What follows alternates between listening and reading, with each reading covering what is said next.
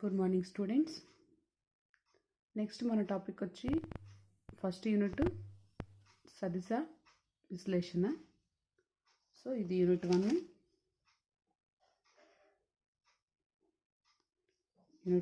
సదిశ విశ్లేషణ మీ అందరికీ తెలిసిందే. మీరు ఆల్రెడీ ఇంటర్లో చదివేసే ఉంటారు సదిశలు, సదిశ రాశి, అలాగే అదిశ రాశి అనగానేమి. సో కాకపోతే దానికి కొంచెం ఎక్స్టెన్షన్గా ఉంటుంది మనకి. సదిశ రాశి, అసలు ఫస్ట్ సదిశ రాశి అంటే ఏంటి?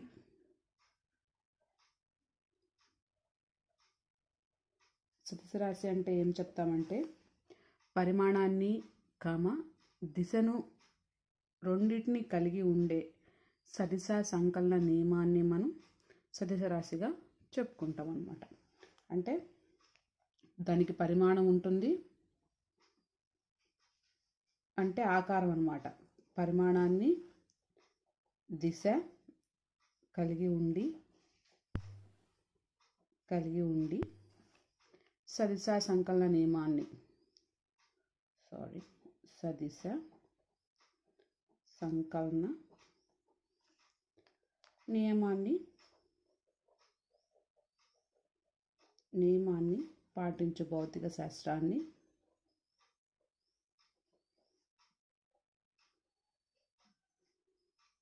భౌతిక రాశులను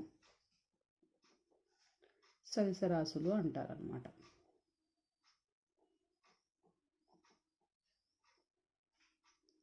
పరిమాణాన్ని దిశను రెండింటిని కలిగి ఉండే సదిశ సంకలన నియమాన్ని పాటిస్తే వాటిని మనం సదిశ రాశులుగా చెప్తాం. అలాగే అదిశ రాశి,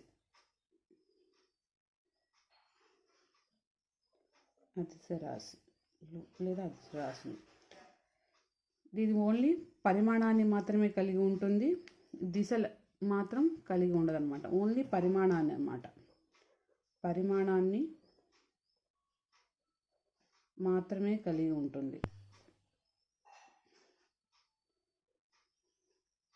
కలిగి ఉండి దిశ లేనటువంటి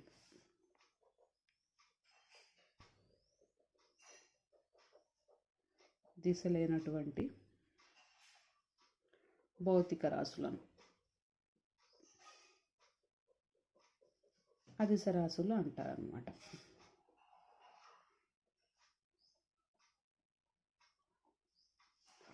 సదిశ రాశులు అయితే ఓన్లీ పరిమాణాన్ని దిశను రెండింటిని కలిగి ఉంటే వాటిని సదిశ రాశులు అంటాం. అలాగే అదిశ రాశులు అంటే పరిమాణాన్ని మాత్రమే కలిగి ఉండి దిశ లేనటువంటి భౌతిక రాశులను మనం అదిశ రాశులుగా చెప్పుకుంటాం అన్నమాట. సో అలాగే ఇప్పుడు వీటి నుంచి మనం సదిశ క్షేత్రం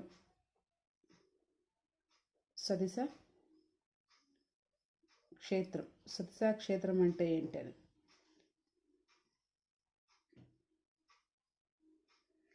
ఏమంటామంటే, ప్రతి బిందువు వద్ద మనకి భౌతిక రాశి విలువలను ఇచ్చే బిందు ప్రమేయం ఒక సదిశ అయితే ఆ బిందు ప్రమేయాన్ని నిర్దేశించే మండలమును సదిశ క్షేత్రము అంటాం.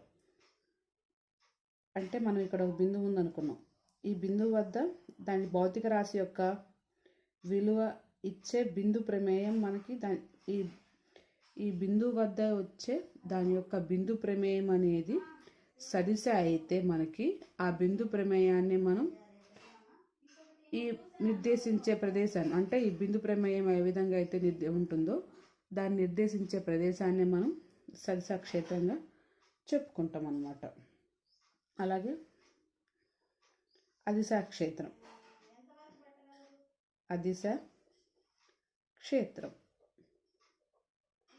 సో అదిశ క్షేత్రం అంటే ఏంటంటే, సేమ్ ఇప్పుడు మనం ఏ విధంగా అయితే అన్నామో, ఒక బిందువు వద్ద భౌతిక రాశి విలువను ఇచ్చే బిందు ప్రమేయం సదిశ అయితే ఆ బిందు ప్రమేయాన్ని నిర్దేశించే మండలాన్ని మనం అదిశ క్షేత్రం అని ఏ విధంగా అయితే అన్నామో, అదేవిధంగా సేమ్ ఇది కూడా ప్రతి బిందువు వద్ద భౌతిక రాశి విలువలు ఇచ్చే బిందు ప్రమేయం ఒక అదిశ అయితే ఆ బిందు ప్రమేయాన్ని నిర్దేశించే మండలాన్ని మనం అదిశ క్షేత్రంగా చెప్పుకుంటాం అన్నమాట.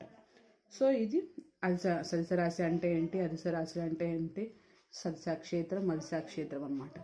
ఇప్పుడు మనకి అతిశ క్షేత్ర ప్రవణత అన్నమాట. అదిశ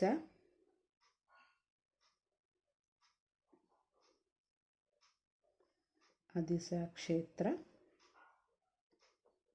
ప్రవణత. ప్రవణత అంటే గ్రేడియంట్ అన్నమాట. ఇంగ్లీష్లో మనం గ్రేడియంట్ అంటాం ప్రవణతను. సో అదిశ క్షేత్ర ప్రవణత ఇది మనకి మోస్ట్ ఇంపార్టెంట్. 4 మార్క్స్కి ఇస్తాడు, లేకపోతే 12 మార్క్స్కి కలిపి ఇస్తారనమాట ఈ అదిశ క్షేత్ర ప్రవణత అనేది. అయితే ఇప్పుడు మనం అదిశ క్షేత్ర ప్రవణత అంటే ఏమంటామంటే, ఒక అదిశ క్షేత్రంలో ఏదైనా బిందువు వద్ద అదిశ క్షేత్రం యొక్క గరిష్ట వృద్ధి రేటును ఆ బిందువు వద్ద అదిశ క్షేత్ర ప్రవణత అంటారనమాట. మనం ఒక అదిశ క్షేత్రాన్ని తీసుకున్నాం అనుకోండి, ఆ అదిశ క్షేత్రంలో ఏదైనా బిందువు వద్ద ఆ అదిశ క్షేత్రం యొక్క గరిష్ట వృద్ధి రేటుని మనం ఆ బిందువు వద్ద అదిశ క్షేత్ర ప్రవణతగా చెప్పుకుంటాం అన్నమాట. సో దీనికోసం మనం ఒక ఫిగర్ తీసుకుందాం. సో ఈ విధంగా అనమాట. ఇప్పుడు మనం ఈ పటంలో చూపించినట్లు అదిశ క్షేత్రం మనకి దగ్గరగా ఉన్న ఎస్ మరియు ఎస్ ప్లస్ డిఎస్ అని 2 సమాంతరాలుగా తీసుకుందాం అనమాట. మనం ఎస్ పై ఏ బిందువు ఉందనుకుందాం, ఎస్ ప్లస్ డిఎస్ పై బి బిందువుని తీసుకుందాం అన్నమాట. అప్పుడు ఈ ఆర్ అనేది ఏంటంటే మూల బిందువు నుండి ఏకి గల దూరం, ఆర్ ప్లస్ డిఆర్ అనేది ఏమన్నా మూల బిందువు నుండి బికి గల సదిశ త్రిజ్య అనమాట, అంటే ఆర్క్ అంటాం మనం కదా. సో అది. సో డిఆర్ అనేది ఏంటంటే ఏబీల మధ్య దూరం. ఇక్కడ అలాగే ఏసీల మధ్య దూరం మనం డిఎన్గా తీసుకుంటున్నాం. సో ఎస్ మరియు ఎస్ ప్లస్ డిఎస్ అనేవి 2 అదిశ క్షేత్రాలు అయితే, ఈ అదిశ క్షేత్రం అనేది ఎస్ పై ఏ బిందువు అలాగే ఎస్ ప్లస్ డిఎస్ పై బి బిందువు ఉన్నాయి అనుకుంటున్నాం. ఇవి మూల బిందువు నుంచి ఆర్ దూరంలోను అలాగే ఆర్ ప్లస్ డిఆర్ దూరంలోనూ ఉంటే, ఏ కామ బిల మధ్య దూరాన్ని మనం డిఆర్ గాను అలాగే ఏసీ మధ్య దూరం మనం డిఎన్ గాను తీసుకుంటున్నాం. ఇక్కడ ఎన్ అనేది ఇక్కడ యూనిట్ వెక్టర్ అనమాట. సో ఇప్పుడు మనం ఏబి దిశలో ఈ ఏబి దిశలో వృద్ధి రేటు తీసుకుంటాం. ఈ ఏబి దిశలో ఈ ఎస్లో వృద్ధి రేటు is equal to do yes by do R distance. అలాగే ఏసీ దిశలో ఎస్లో వృద్ధి రేటు, దీనికి కూడా సేమ్ డో ఎస్ బై డో ఎన్. ఇప్పుడు కానీ పటం ఏబిసి ఇలా ఈ ట్రయాంగిల్ నుంచి, అంటే మనం ఏమని చూసుకుంటున్నాం, ట్రయాంగిల్ ఏబిసి నుండి ఏబిసి నుంచి మనం కాస్ థీటా తీసుకుంటాం. సో ఏబిసి నుండి కాస్ థీటా తీసుకుంటే cos theta is equal to, ఇక్కడ ఉంది కదా థీటా, సో కాస్ థీటా కాబట్టి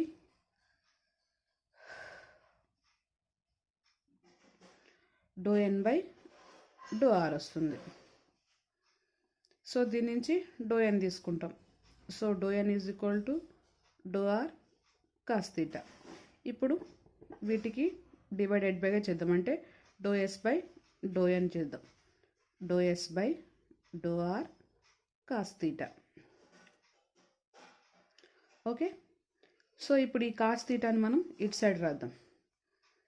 so do yes by do are is equal to do yes by do n cos theta.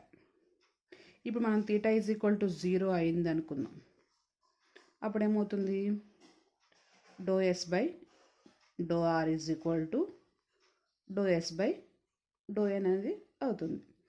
కానీ మనకి అదిశ క్షేత్ర ప్రవణత నిర్వచనం నుంచి గ్రేడియంట్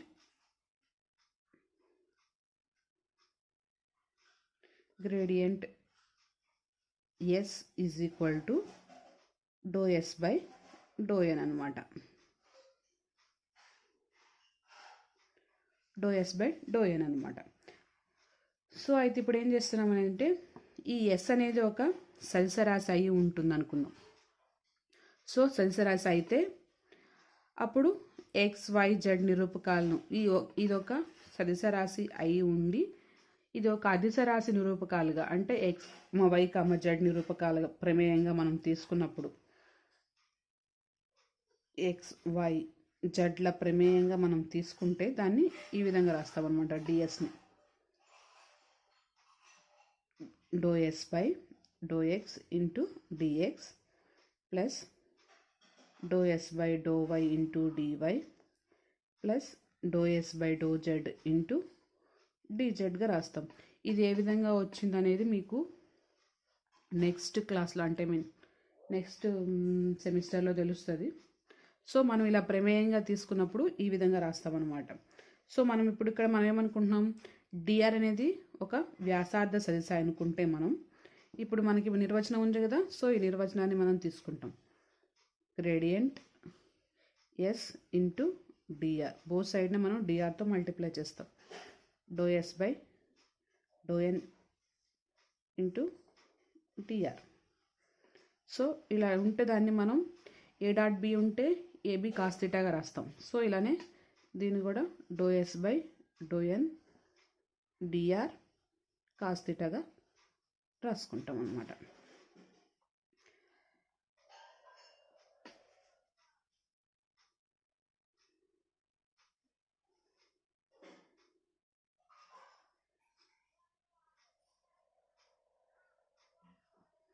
అయితే మనకి చూడండి ఇక్కడ మనకి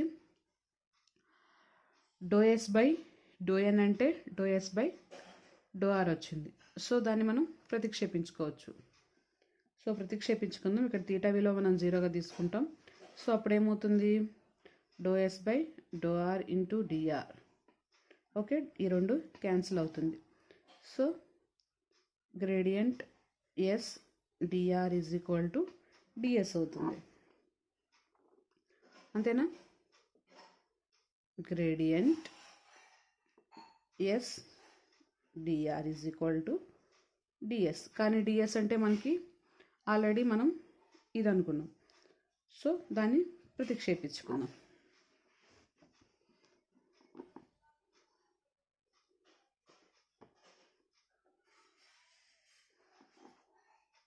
∂S/∂x into dx plus ∂S/∂y into dy plus ∂S/∂z into dz. So దీన్ని విడగొట్టుకుంటాం అనమాట. I into ∂S/∂x plus j into ∂S/∂y plus k into ∂S/∂z into I into dx plus j into dy plus k into dz. ఇప్పుడు ఈ రెండింటిని multiply చేసినా మనకి same equation అనేది వస్తుందన్నమాట. So ఈ మొత్తాన్ని మనం dr అనుకుంటాం. So gradient yes dr is equal to I into ∂S/∂x plus j into ∂S/∂y plus k into ∂S/∂z into dr. So both సైడ్స్న dr క్యాన్సిల్ అయిపోతుంది. సో మిగిలింది ఏంది మనకి, బోత్ సైడ్న dr క్యాన్సిల్ అయిపోతే గ్రేడియంట్